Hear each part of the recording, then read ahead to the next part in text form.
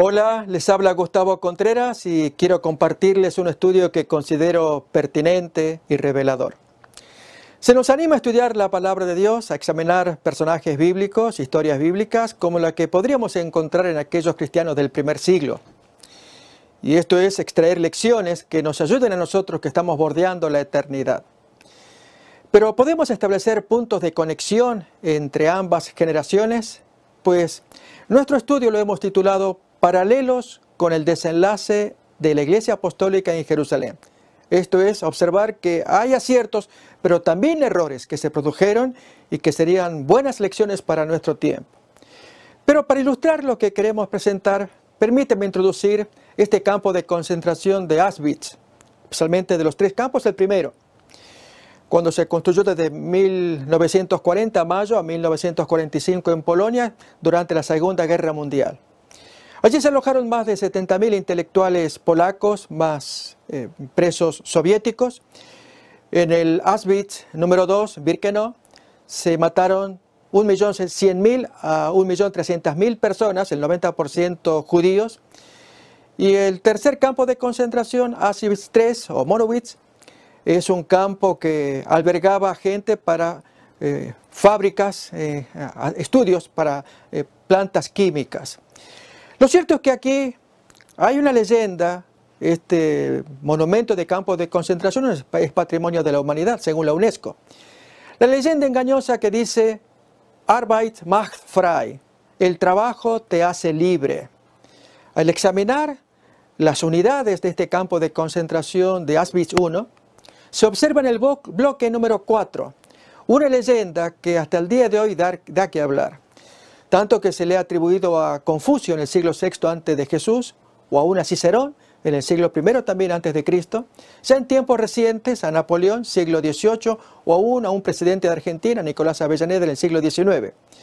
La frase dice así: quien olvida su historia está condenado a repetirla. Y quien la dijo en forma clara es este filósofo español americano, Jorge Agustín Santayana.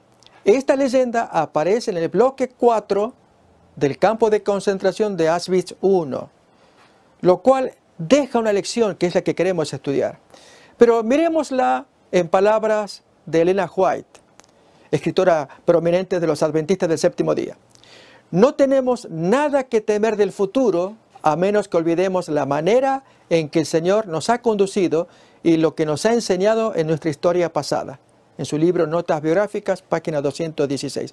Al examinar las dos citas, notemos, desde la segunda, no hay nada que temer en cuanto al futuro, pero si olvidamos el pasado y la forma en cómo Dios fue guiando en el pasado, el riesgo que se corre muy grave es repetir el mismo error pasado, repetirlo en el futuro. Otra vez la frase de Santayana, quien olvida su historia pasada está condenado a repetirla. Y en nuestra lección que hoy queremos examinar, que miramos ya a continuación, paralelos con el desenlace de la Iglesia Apostólica en Jerusalén. ¿Habrá algunas situaciones que se produjeron durante el primer siglo que aprendamos nosotros hoy para no repetir tales errores? Miremos pues, aquí tenemos ambas imágenes. De un lado, la escena que representa Hechos capítulo 21, cuando se reúnen los cristianos apostólicos liderados por Jacobo, junto con sus ancianos, quien recibe la visita del apóstol Pablo. Y allí discuten asuntos misioneros, ya lo vamos a examinar. Y en la escena de al lado, al pastor Ted Wilson, presidente de los Adventistas del Séptimo Día, y delegados del concilio anual del año 2013. Y un título que ponemos allí, el liderazgo eclesiástico afrontando problemas y desafíos. Las citas que nos van a ayudar, Hechos capítulo 21, versículos 18 al 23, que leemos así. Al día siguiente Pablo entró a ver a Jacobo y se hallaban reunidos todos los ancianos. Cuando ellos lo oyeron, glorificaron a Dios y le dijeron, y aquí resumimos el texto, la esencia es lo que se lee, a causa de los malos rumores que en cuanto a ti se les ha informado a los muchos judíos que han creído, haz esto que te decimos. Te estamos sugiriendo esto, hazlo por favor. Es lo que le está diciendo Jacobo y sus compañeros.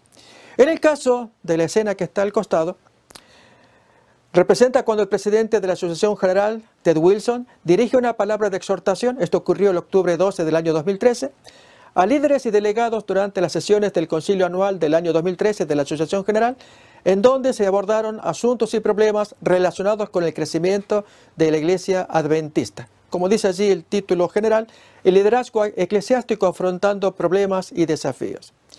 Quiero decir, amigos, que lo que vamos a mirar a continuación es un estudio que intenta mostrar que el desenlace que pasó en la Iglesia Apostólica, no muy conocido, lo vamos a examinar con fuentes que iremos presentando, y el desenlace que está ocurriendo en la Iglesia Adventista, especialmente en el cono norteamericano, se aplica a cualquier otra iglesia que siga los mismos patrones. Esto es, se hace el estudio con respecto a los adventistas, pero bien que se puede aplicar el principio a otras denominaciones cristianas, protestantes, bautistas, metodistas, etc. Reitero, en tanto observemos los paralelos y mayormente qué es lo que ocurrió en la parte final, en la postrimería de la Iglesia Apostólica, que entendemos es muy revelador, dije hace rato, no muy conocido, pero que con las fuentes que iremos presentando veremos qué ocurrió con aquellos cristianos del primer siglo, especialmente a partir de Hechos 21. Ya vamos recordando la fecha, año 58 de la era cristiana. Y a partir de allí, en los años sucesivos, ocurrieron cosas que aparecen reflejadas actualmente, modernamente, en iglesias que si siguen los mismos patrones, van a tener también las mismas conclusiones. En nuestro caso estudiamos a los adventistas del séptimo día, particularmente la iglesia americana, pero se aplica por extensión a toda iglesia cristiana que, como dijera la frase de Santayana, si olvida la historia apostólica, está condenado a repetirla. Veremos entonces en esta introducción lo que será básico, el paralelismo que hay entre dos modelos o tipología. Como estamos observando, haremos una comparación entre la Iglesia Apostólica, particularmente su postrimería, su parte final, su desenlace, con los cristianos modernos. Pero el planteo que hacemos ahora es, ¿esto es lógico, es válido? ¿Está basado en la Biblia hacer tales paralelos? Pues veremoslo. Quien presenta ello es el apóstol Pablo en 1 Corintios capítulo 10, versículos 6 y 11 particularmente, pero ya vamos a leer los textos completos. Leemos ahí, el principio de los tipos bíblicos, es decir, modelo o tipo que se corresponde con otro modelo homólogo o correlato o contraparte, al que se llama antitipo, es explicado por el apóstol Pablo en 1 Corintios capítulo 10, versículos 6 y 11. Permítanme mostrar en estas láminas la esencia del planteo del apóstol Pablo en esa porción y ya luego leemos los textos completos. Allí el apóstol Pablo dice que todos en Moisés fueron bautizados en la nube y en el mar. Mientras explica en el versículo 1 la salida de aquella iglesia de Egipto, de la iglesia del desierto, según miramos en la imagen, están cruzando allí el suelo seco, las aguas divididas, pero para el apóstol Pablo representa un bautismo que luego tiene su contraparte en la iglesia de Corinto, como vamos a mirar ya después al desarrollar esta porción bíblica. Lo mismo también, notemos lo que dice el apóstol Pablo en versículos siguientes de esa porción de 1 Corintios 10. Mas estas cosas sucedieron como ejemplos. La palabra original en griego es tipos. Mas estas cosas sucedieron como tipos para nosotros, para que no codiciemos cosas malas como ellos codiciaron. Lo que indica entonces que esta gente de la antigüedad eran el tipo y la iglesia de Corinto pues sería el antitipo. Un versículo más.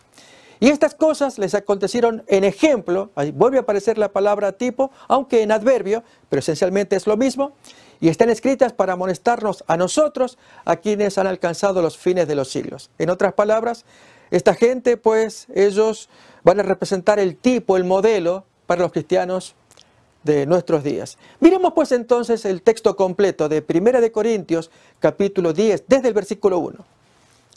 Dice así, porque no quiero, hermanos, que ignoréis que nuestros padres todos estuvieron bajo la nube y todos pasaron el mar.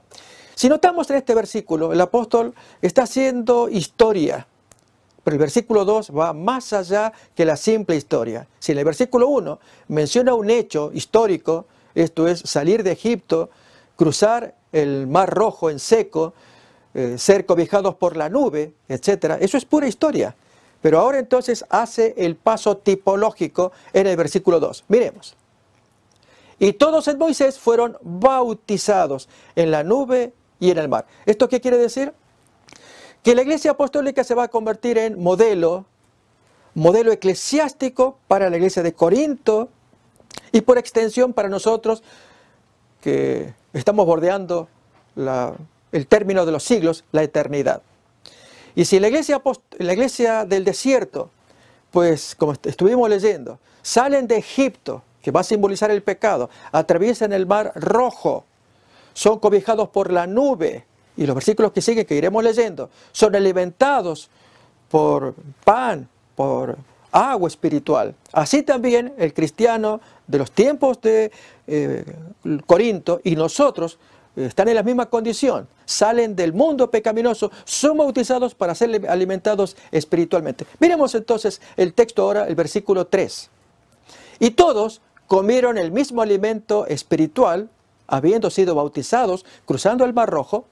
Y versículo 4, y todos bebieron la misma bebida espiritual, porque bebían de la roca espiritual que los seguía y la roca era Cristo. Así que ya vamos resumiendo entonces que para el apóstol Pablo la experiencia de esta iglesia del desierto representa un modelo para la iglesia de Corinto. Salen de Egipto, son bautizados cruzando el mar y luego alimentados para seguir con su peregrinaje. Pero hay una advertencia más que leemos en el versículo 5. Pero de los más de ellos no se agradó Dios, por lo cual quedaron postrados en el desierto, y desde ahora va a acentuar, a enfatizar el paralelismo entre un tipo y un antitipo. El tipo de la iglesia del desierto y el antitipo que es los miembros de la iglesia de Corinto y por extensión nosotros. Miremos versículo 6. Mas estas cosas sucedieron como ejemplos. Como dijimos, la palabra griega es tipo. Sucedieron como tipo para nosotros, para que no codiciemos cosas malas como ellos codiciaron. Y si notamos, a partir de acá comienza una muy clara comparación entre tipo y antitipo. Es decir, ellos van a ser el tipo y nosotros el antitipo, es decir, el correlato, el otro modelo análogo con el cual comparar y extraer las mejores cosas o evitar las peores. Miremos cómo lo dice entonces versículo 7 en adelante. No seáis idólatras, es decir, nosotros, o sea, los de Corinto y por extensión nosotros, que seríamos el antitipo. Como algunos de ellos, el tipo, según está escrito, se sentó el pueblo a comer y a beber y se levantó a jugar. No forniquemos nosotros, el segundo modelo, el antitipo, como algunos de ellos, el primer modelo, el tipo, fornicaron y cayeron en un día 23.000. ¿Notamos cómo se establece el paralelismo? Sigue más todavía. No tentemos al Señor. ¿Quiénes? Nosotros, el antitipo, es decir, los miembros de Corinto y por extensión nosotros. Como también algunos de ellos, ¿quiénes? El tipo, esto es, los hermanos de la iglesia del desierto, de la antigüedad. Como algunos de ellos le tentaron y perecieron por las serpientes. O aún más, el 10. No murmuremos. ¿Quiénes? Nosotros, el antitipo. El segundo modelo, la gente de Corinto y nosotros por extensión. Como algunos de ellos, el primer modelo, el tipo, la gente del desierto, murmuraron y perecieron por el destructor. Y entonces la conclusión final del versículo 11. Y estas cosas les acontecieron como ejemplo. Otra vez aparece allí tipo en forma de adverbio y están escritas para amonestarnos a nosotros, el segundo modelo, los que estamos aquí de este lado de la historia, a quienes han alcanzado los fines de los siglos con más razón. Si lo era para la iglesia de Corinto, ¿cuánto más para nosotros? Lo interesante acá es que aparece la expresión está escrito. Y al momento de hacer tipología, que es lo que haremos en este estudio, vamos a extraer todo lo que está escrito para nosotros que estamos en los bordes de la eternidad y profecías que estaban escritas para que podamos descubrir qué mensaje Dios puede darnos y advertirnos, para que recordemos siempre la expresión inicial de Santayana, si nos acordamos. Quien olvida su historia, la historia apostólica en este estudio, está condenado a repetir en el futuro los mismos errores que pasaron con esta gente apostólica. Miremos entonces más todavía acerca de esta introducción entre los dos modelos, el paralelismo o tipología. Este principio aparece revelado en las tres grandes catástrofes con las cuales el Señor Jesús ilustró la destrucción que vendrá sobre nuestro mundo: el diluvio universal, el fuego sobre Sodoma y la desolación romana sobre la ciudad de Jerusalén. Miremos los textos para recordar lo que estamos presentando. Como fue en los días de Noé, así será también en los días del Hijo del Hombre. Esto lo miramos en Lucas 17, 26. Mirémoslo en Mateo 24, versículos 28 y 39, y aún comparando con Daniel 12, 10, que ya indico entonces por dónde viene la preciosa comparación. Dice así entonces en Mateo 24: porque como en los días antes del diluvio estaban comiendo y bebiendo, casándose y dando en casamiento, hasta el día en que Noé entró en el arca, versículo 38 y 39, y no entendieron, esa expresión queremos subrayar, y no entendieron hasta que viene el diluvio y se los llevó a todos, así será también la venida del Hijo del Hombre. Notamos aquí que hay un tremendo paralelo entre la situación, lo acontecido con los antediluvianos y con nuestro tiempo. Así que aquí hay tipología también. Tanto Noé se va a convertir en tipo para los cristianos del final del tiempo, aún el diluvio. Ya miraremos el texto que lo prueba en 1 de Pedro 3, 21, ya vamos a llegar, que también va a convertirse en un tipo de otro antitipo que será interesante descubrir. Pero esta expresión que leíamos de Mateo 24, 39, que no entendieron, contrastémosla con Daniel 12, 10. Si los pecadores no entendieron, ¿qué le espera al pueblo de Dios? Muchos serán limpios y emblanquecidos y purificados. Los impíos procederán impíamente, y ninguno de los impíos se entenderá, pero los entendidos comprenderán. ¿Notamos? Los pecadores no entendieron, los entendidos sí comprendieron. Y qué importante es comprender a través de las Escrituras qué plan tiene Dios para la última generación, tomando aquellos modelos ya ocurridos, como estamos examinando el primero, en los días de Noé. Miremos todavía más. Aquí, en esta imagen, observamos la caída del diluvio y el arca de Noé y los pecadores que se pierden. Pero en el siguiente texto, vemos entonces aquella lluvia de fuego que cayó en Sodoma, como miramos acá. Asimismo, como sucedió en los días de Lot, así será el día en que el Hijo del Hombre se manifieste, como lo miramos también en Lucas 17, versículos 28 al 30. Con esto queremos señalar que existen tales cosas como paralelos entre una historia, en este caso, la primera fue la de Noé, la segunda la de Lot y su generación, su gente, su conducta, la conducta de Sodoma, con nuestros días. Mientras que el primero sería tipo, el segundo, es decir, nosotros, el antitipo. Miremos Lucas 17, versículo 28 al 30. Asimismo sucedió, o como sucedió en los días de Lot, comían, bebían, compraban, vendían, plantaban, edificaban. Mas el día en que Lot salió de Sodoma, llovió del cielo fuego y azufre y los destruyó a todos. Y el 30 entonces es la advertencia para nosotros. Así será el día en que el Hijo del Hombre se manifieste. Pero aún más, ¿podríamos nosotros extraer mensaje y paralelos con la iglesia apostólica? Miremos el texto aquí de Mateo capítulo 24, 1 al 3, que dice así: los discípulos se le acercaron aparte diciendo, dinos, ¿cuándo serán estas cosas? Ahí el texto va a decir en que no quedará piedra sobre piedra. ¿Y qué señal habrá de tu venida y del fin del mundo? Entonces Jesús comienza a responder. Él dijo, cuando viereis a Jerusalén rodeada de ejércitos, sabed entonces que su destrucción ha llegado. Él dijo varias señales, pero estamos extrayendo algunas que son las de interés para el estudio. Y en este caso miramos allí la ciudad cercada ya, en el sitio de Tito. Recordemos que hubo varios sitios, el primero de Sestio Galo, el último de Tito, para intentar destruir la ciudad de Jerusalén. Y entonces Jesús agregó, y habrá señales en el sol, la luna, angustia de las gentes, y verán al Hijo del Hombre. como miramos allí, entonces Jesús establece un paralelo entre la destrucción de Jerusalén con el fin del mundo. Leemos ahí. Mientras Jesús reveló la devastación de Jerusalén como una señal del fin, Elena White va un poquito más.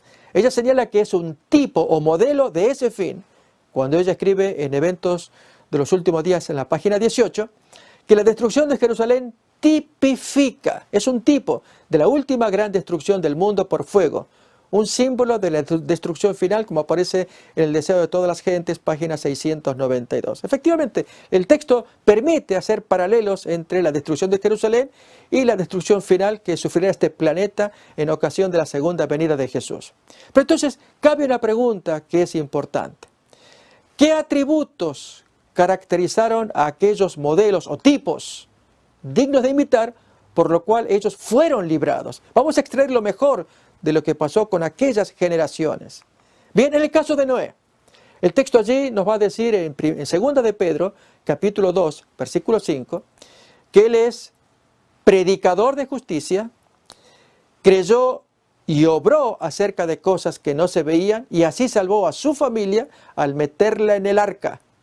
Así también el Señor actuará con los creyentes piadosos como él. A ver, miremos el texto y los requisitos que Dios pide. Si Noé cumplió con ello, ¿acaso nosotros, que estamos en la misma condición de un fin del mundo que se nos avecina, seremos eximidos de la conducta que llevó adelante Noé, y entre ellas predicador de justicia? Miremos entonces el texto 2 de Pedro, capítulo 2:5, cuando dice: y si no perdonó al mundo antiguo, sino que guardó a Noé pregonero o predicador de justicia. La palabra pregonero allí significa predicar.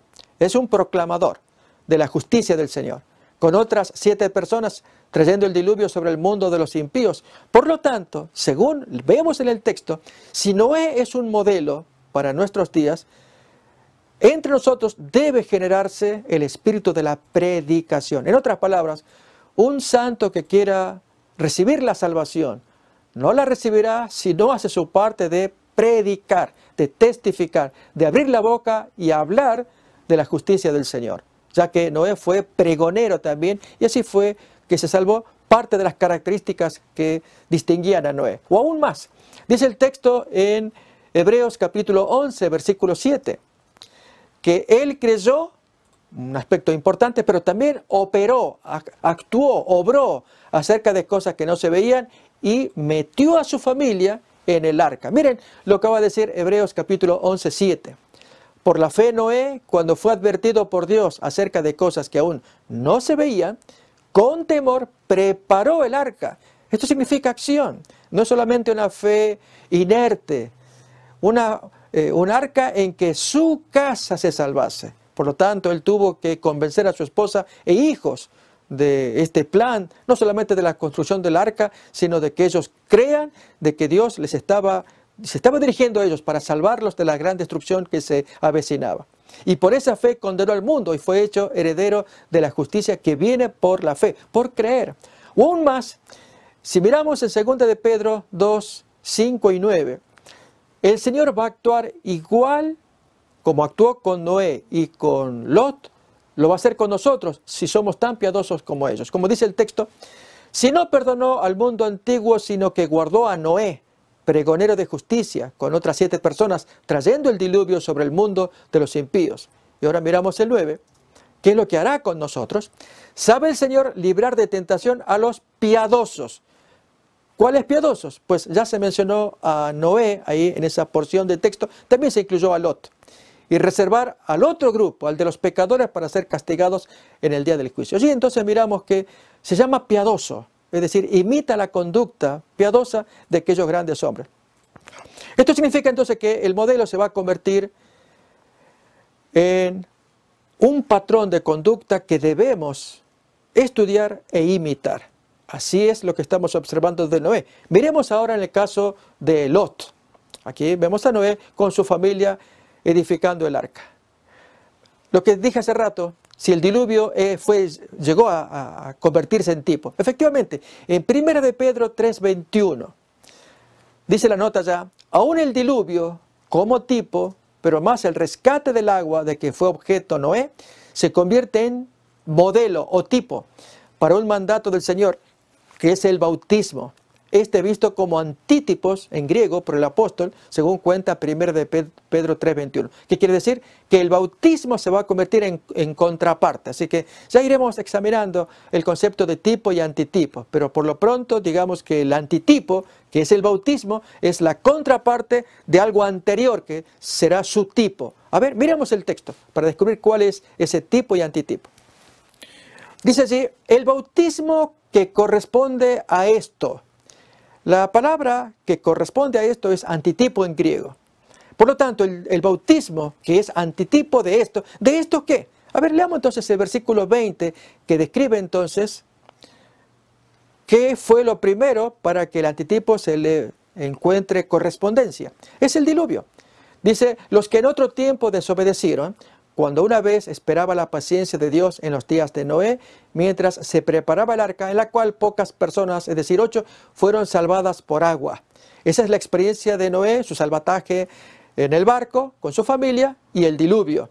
Bien, el bautismo, que es antitipo de esto, dice el versículo siguiente. Así que notamos, versículo 21 ahora, el bautismo, que es antitipo. Recordemos la expresión que corresponde a esto, en griego es antitipo. Ahora nos salva, no quitando las inmundicias de la carne, sino como la aspiración de una buena conciencia hacia Dios por la resurrección de Jesucristo. Lo que quiere decir entonces que el bautismo va a ser el antitipo. La pregunta es, ¿de qué tipo? Pues del diluvio, pero más del rescate del diluvio. Así el bautismo también es un rescate, es una inmersión con rescate de un diluvio que fue una inmersión donde murieron los pecadores, pero Dios logró rescatarlos. Así que tipo, antitipo, diluvio, bautismo. Interesante la comparación que hace el apóstol Pedro, como Pablo hace lo propio también, y ya leímos el texto en 1 de Corintios 10:2, cuando habla del paso por el Mar Rojo, y ese paso por debajo del Mar Rojo es un bautismo. Por lo tanto, entonces, uno va a ser tipo, el otro antitipo. ¿Sí? Fueron bautizados en el mar. Así el creyente es bautizado, como dijera Pedro, no para quitar las inmundicias de la carne, como sucede en la creencia hindú, al bautizarse en el río Ganges, que reciben sanidad por el simple contacto con el agua. No es eso, sino como la aspiración.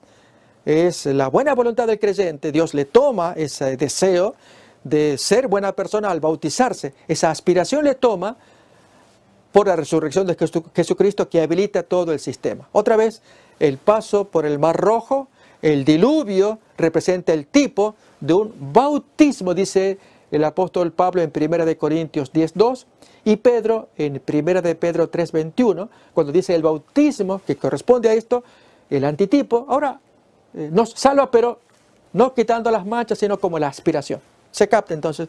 Esto es lo que nos están enseñando los apóstoles paralelos. Veremos aquí en este ejemplo, este modelo mutuo de los dos modelos contrastados, el tipo y el antitipo. Como dijimos, confrontar el paso por el Mar Rojo como tipos del bautismo, texto que ya hemos leído. Pero hablemos ahora de Lot.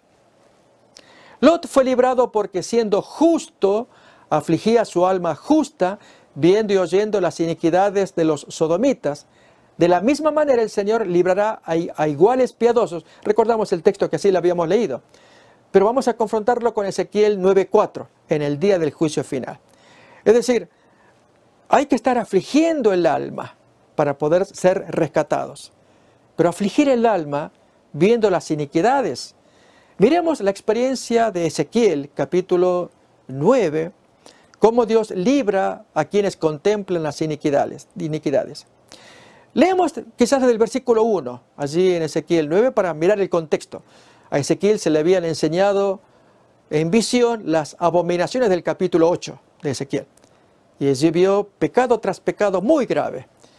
Y Ezequiel estaba de muy mal ánimo al contemplar semejantes pecados cometidos en Jerusalén. Él estaba preso en Babilonia, recordemos, durante el segundo asedio de Nabucodonosor, desde el año 597 a.C.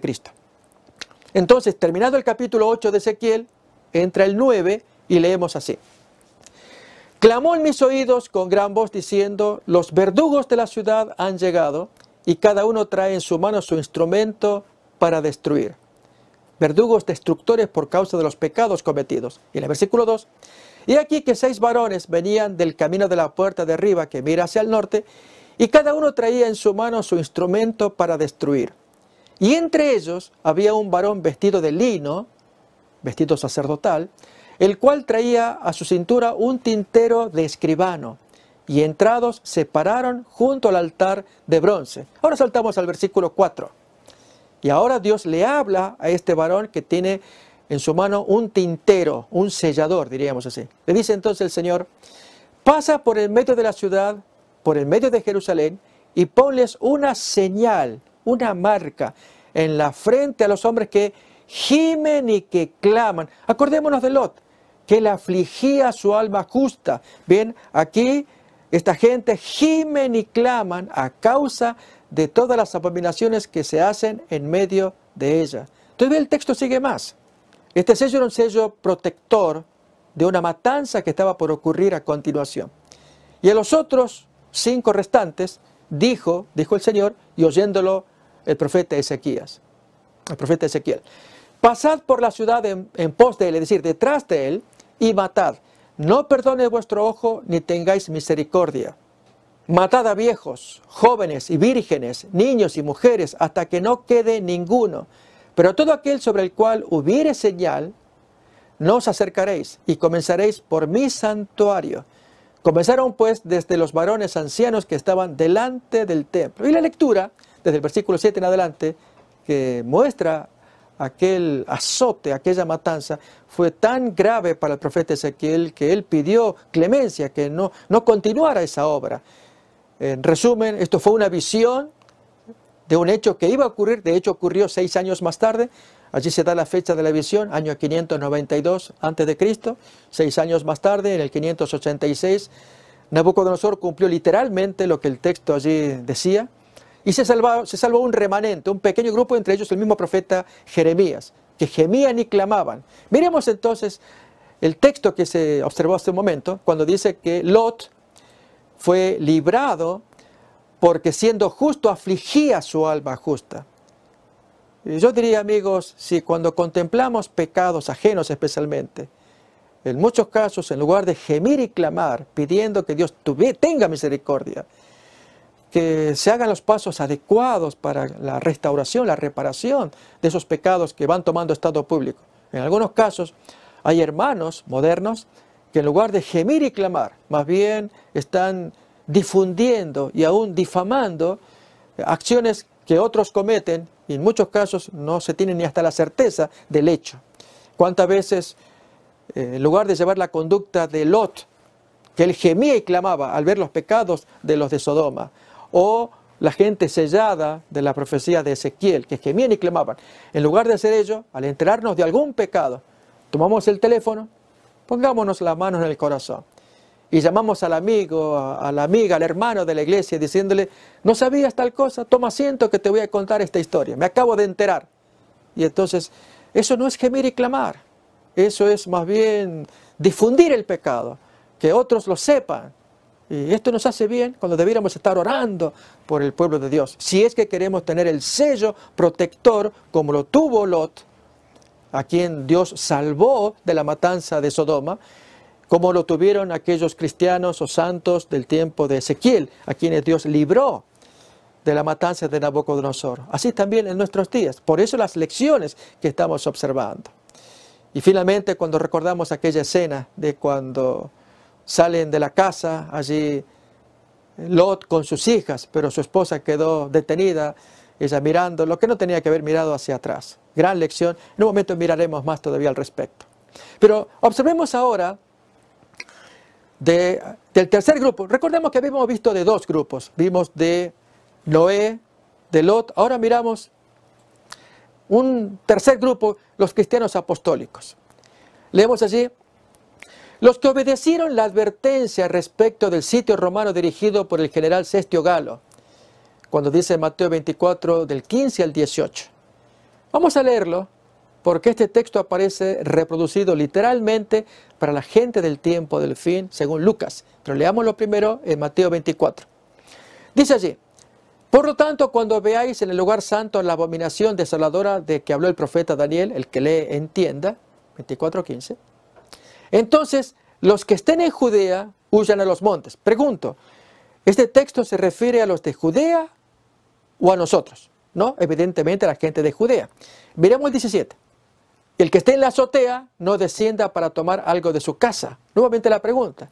¿Este versículo se aplica a la gente de Judea o a nuestros días? No, a la gente de Judea. Aún el versículo 18. Y el que esté en el campo no vuelva atrás para tomar su capa.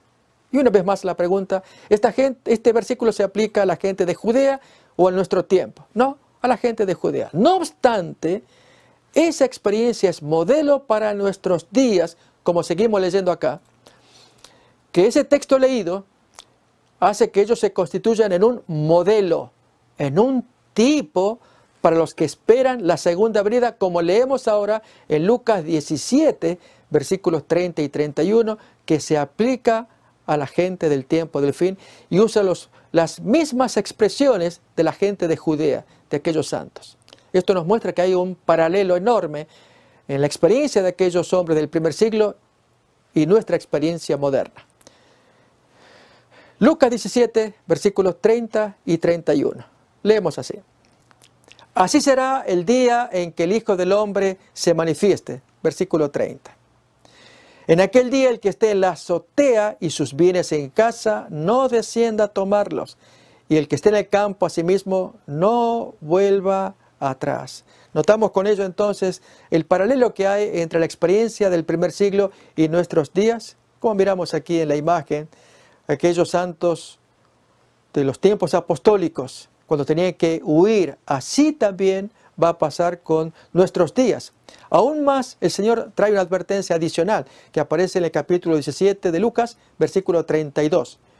Cuando la esposa de Lot se convierte en un tipo o en un modelo, lamentablemente negativo, para el último tiempo. Cuando dice allí entonces, Lucas 17, 32, acordaos de la mujer de Lot.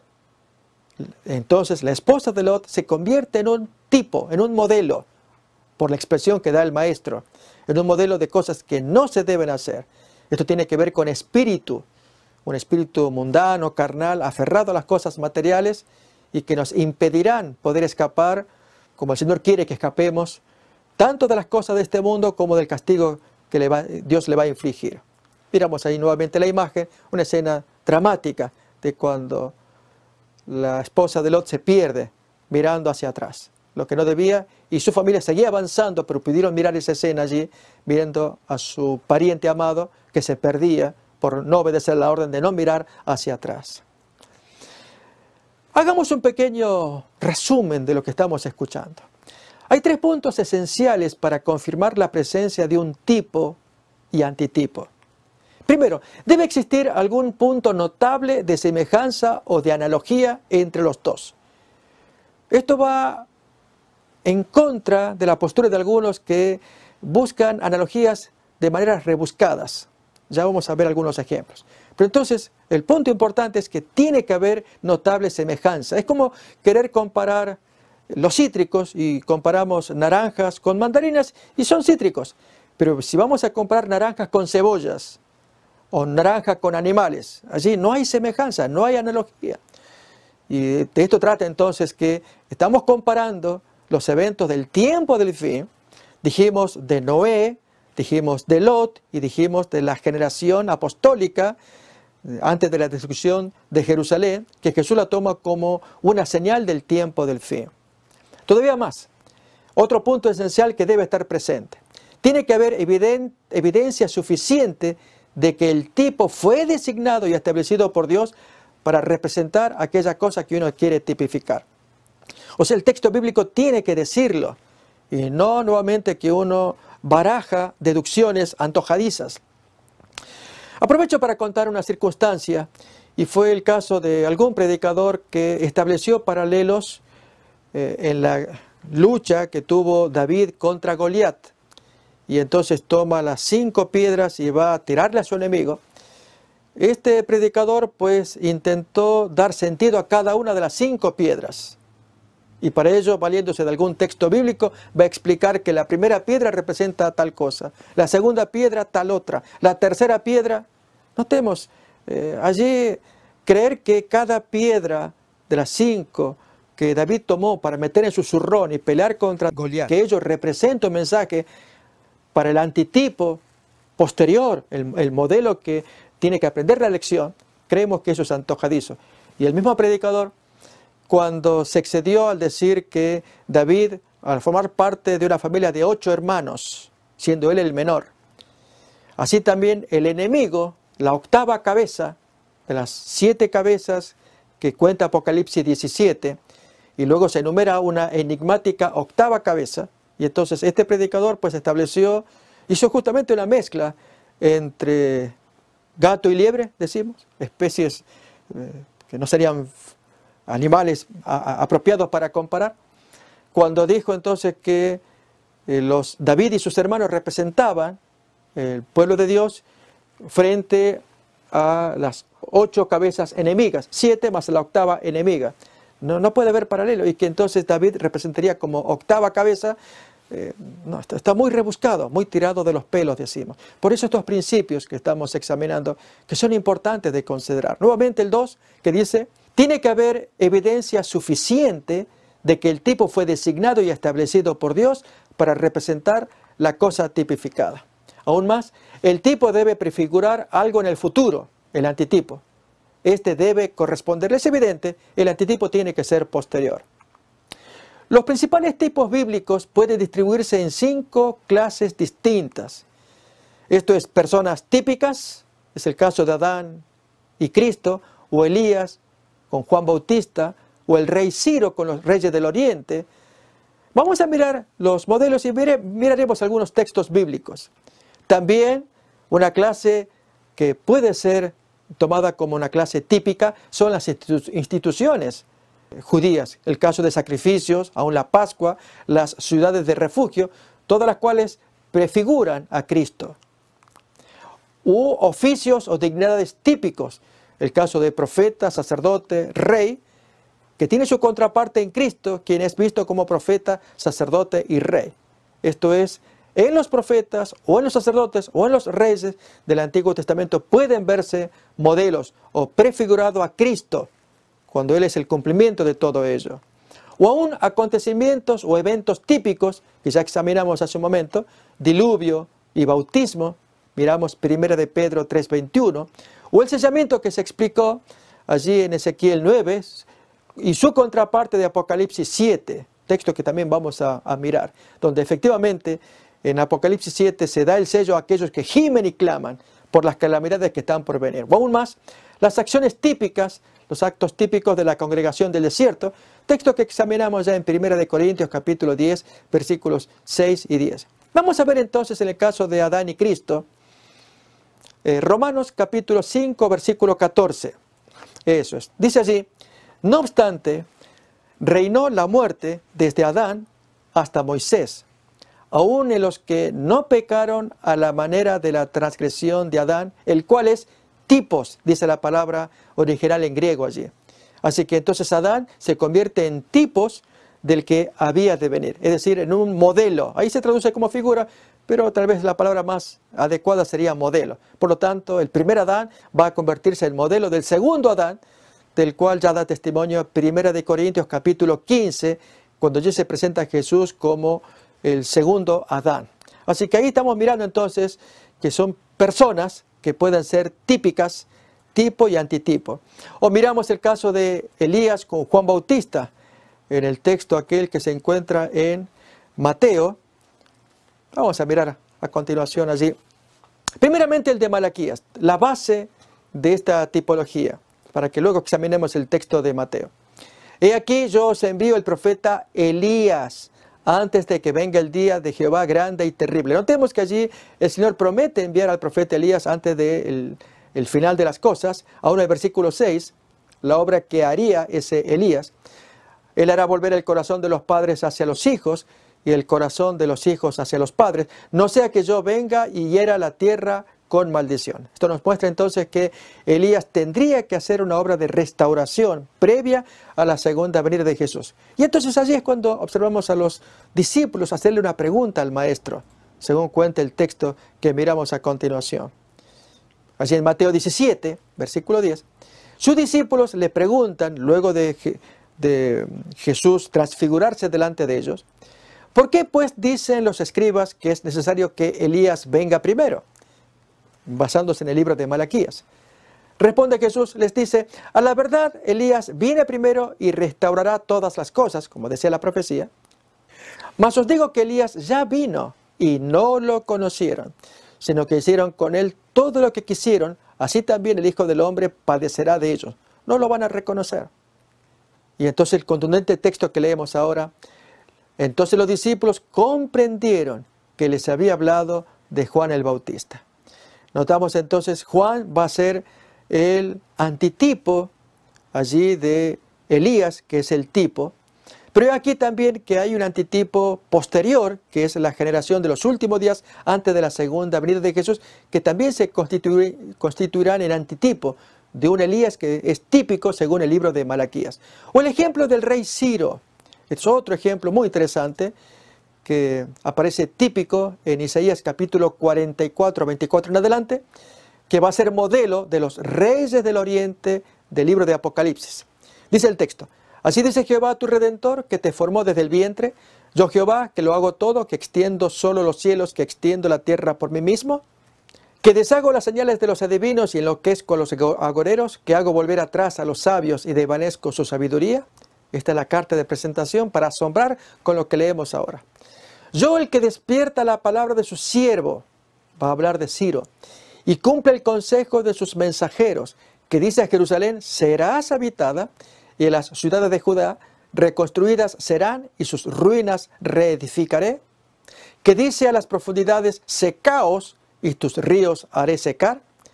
Todo esto se cumplió con Ciro, que dice de Ciro, este es un personaje que vivió aproximadamente unos 140 años más tarde de Isaías. Isaías data la fecha aproximadamente 700 a.C. y Ciro toma Jerusalén en el año 539. Miramos ahí que dice de Ciro, este es mi pastor y cumplirá todo lo que yo quiero. Al decirle a Jerusalén, serás edificada y al templo serás fundado. Aún más el siguiente capítulo, los primeros versículos, sigue hablando de Ciro, para mostrar entonces que Dios había profetizado abundantemente acerca de este personaje y que cumpliría todo lo que estamos leyendo y ahora vamos a explicar. Así dice Jehová a su ungido, a Ciro, al cual tomé yo por su mano derecha para sujetar naciones delante de él y desatar lomos de reyes, para abrir delante de él puertas y las puertas no se cerrarán. Yo iré delante de ti, le dice a Ciro, y enderezaré los lugares torcidos, quebrantaré puertas de bronce y cerrojos de hierro, haré pedazos. Bien, esto es la experiencia que tenemos con Ciro, y permítame agregar que Herodoto, que es historiador griego, en su libro Historias, de los 9 libros, el número 1, en el párrafo 189 a 191, él cuenta la experiencia de Ciro en detalle.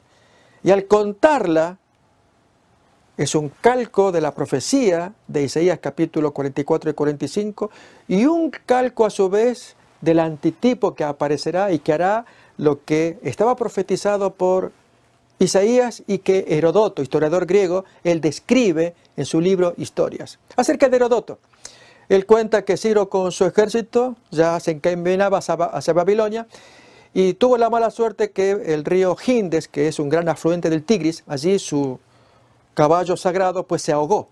Se molestó tanto Ciro que entonces él decidió arar, allí él dice, como con una soga quitar ese río, y así lo hizo, y mientras avanzó, incluso uno de sus dichos es que va a quedar tan bajo que hasta las mujeres podrán cruzar tranquilamente ese río al cual él tuvo fastidio, porque ahí murió ahogado su caballo, y llegando ya en los bordes de Babilonia, logra hacer secar el río Éufrates, de modo que la gente pudiera vadearlo con agua hasta los muslos y poder cruzarlo. Bien, esto lo cuenta Heródoto. El texto acá nos decía en Isaías que Dios había profetizado que haría secar los ríos y que ordenaría reedificar a Jerusalén. Y Ciro, mi pastor. Vamos entonces, si este es el tipo, iremos al antitipo. ¿Quiénes son? Los reyes del oriente. Miremos, Apocalipsis capítulo 16, versículo 12. Leemos ahí.